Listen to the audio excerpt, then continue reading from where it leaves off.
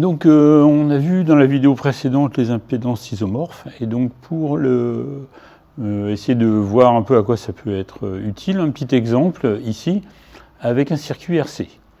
Alors c'est un circuit RC ici, une résistance R, un condensateur ici, on a la tension de sortie donc C, la tension de sortie S de T, un générateur ici qui nous donne une tension E de T et un courant I qui varie aussi au cours du temps. Voilà.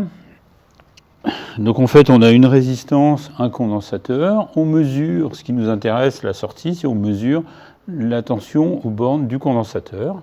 Et en fait, à un instant donné, on met en route le générateur, ici, on met en route le générateur et on a, je vérifie qu'on voit au tableau quand même, je vérifie qu'on voit, ok, on ne voit pas la petite flèche ici, on a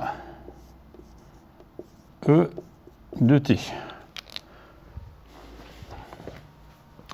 Voilà. Et donc,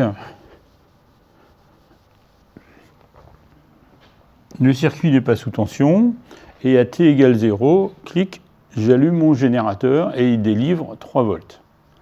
Du coup, je peux dire que E de T, ici, c'est 3 volts multiplié par U de T.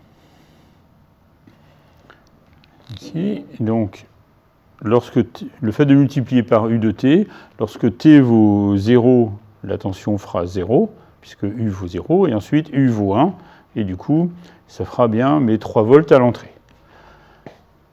Et la question, c'est S de T. Donc essayons de voir comment on peut résoudre ça ici en utilisant les transformés de Laplace et les impédances isomorphes. Donc. Alors ici, on voit qu'on a un pont diviseur avec la résistance et le condensateur. Donc je peux écrire directement la relation du pont diviseur dans le domaine de Laplace. Du coup, j'écris que la tension de sortie aux bornes du condensateur, c'est la tension d'entrée multipliée par le pont diviseur, donc l'impédance du condensateur sur l'impédance du condensateur plus l'impédance de la résistance.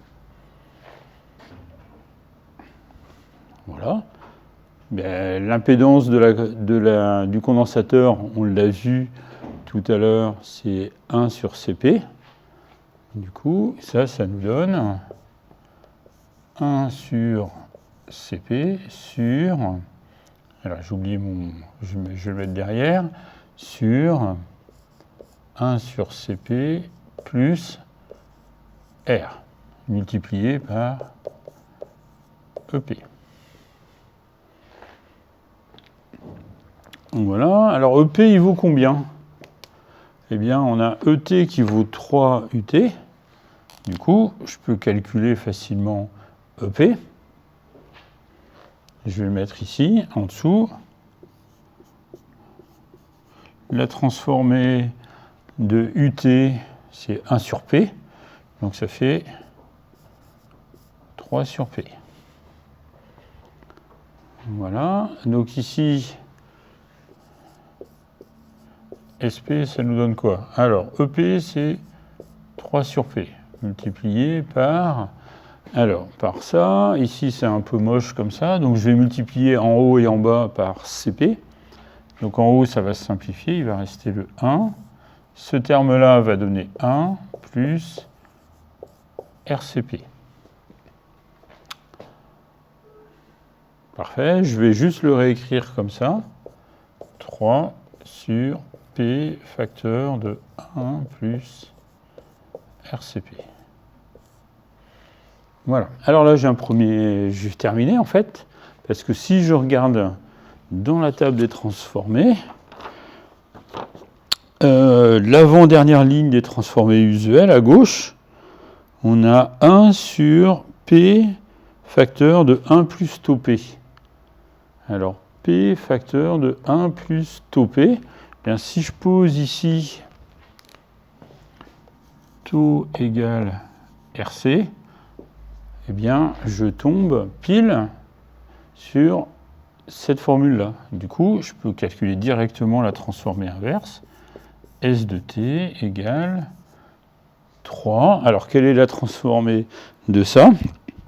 C'est 1 moins l'exponentielle moins t sur taux. Donc 3 facteur de 1 moins exponentielle moins t sur taux.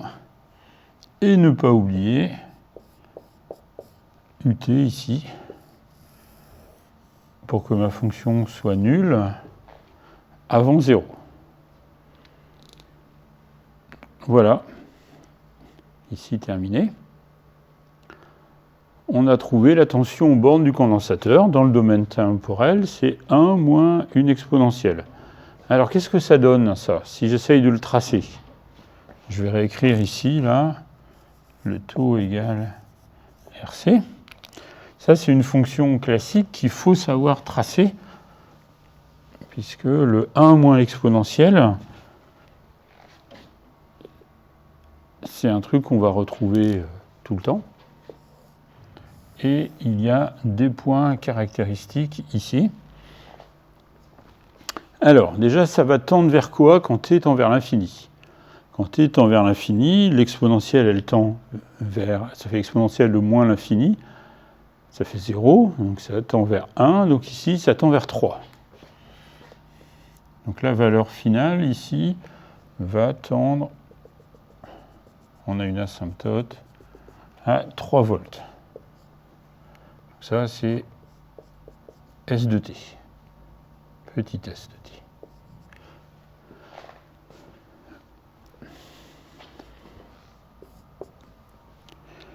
Alors après, on a des points qui vont nous aider. C'est à l'instant taux, on va connaître facilement la valeur à 3 taux et à 5 taux. Donc ça, c'est des valeurs qu'il faut connaître. À 3 taux, on va être environ à 63%. 63% de la valeur finale. À 3 taux, on va être à 95% ici. Et à 5 taux, donc je vais le marquer en dessous, 95%. Et à 5 taux, on va être quasiment arrivé à la valeur finale, puisqu'on sera à 99%.